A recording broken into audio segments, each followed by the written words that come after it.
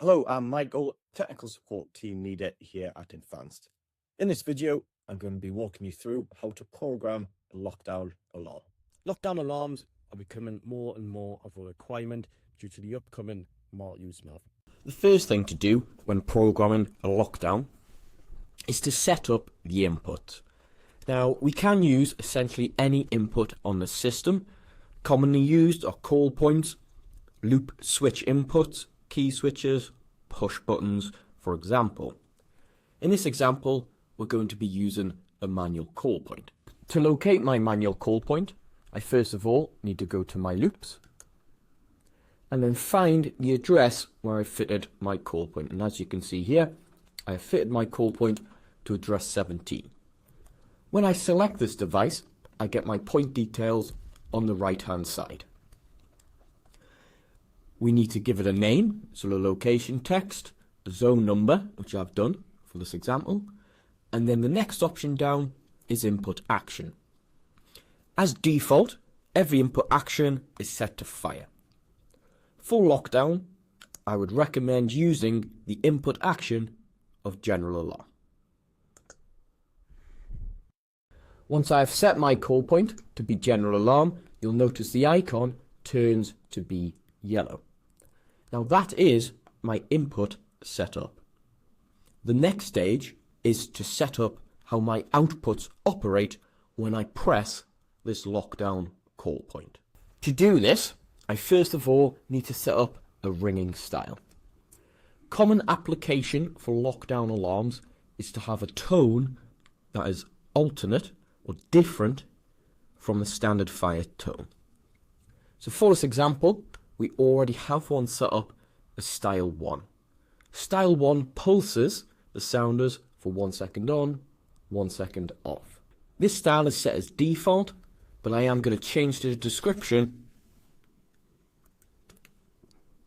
to be called alert tone to make it easier for myself when it comes to programming. That is my ringing style set. The next stage is to go to output groups, where we can see our default configuration. So I'm going to start with group 198, which if I expand, you see I have a zone 1 to 2000 fire, style 0, which covers my fire rule. Now I can add a new rule into this group for a general event with my style 1.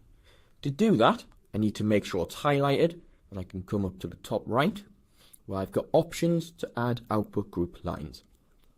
Now, there is no right or wrong answer in terms of how to do this, as I could add the general alarm through a zone rule, an input here, or a general event.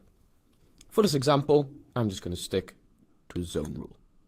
So to complete this programming, I'm just going to add a zone rule.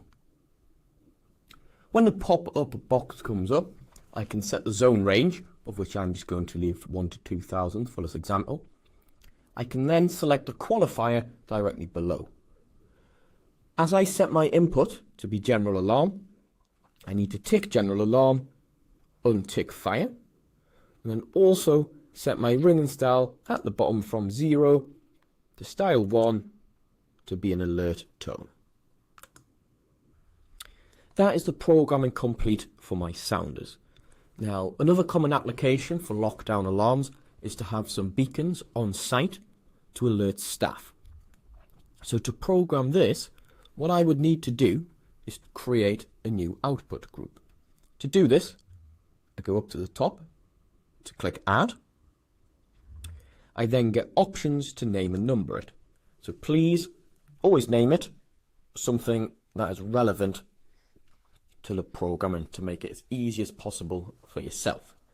So I've named it Lockdown Beacon. I'm then going to select zones again, click OK. The zone range I'm going to leave as 1 to 2000. I'm going to tick general alarm and untick fire. However, this time I am going to change the ring style to ring style 0 because they're beacons and they do not change tones like sounders do.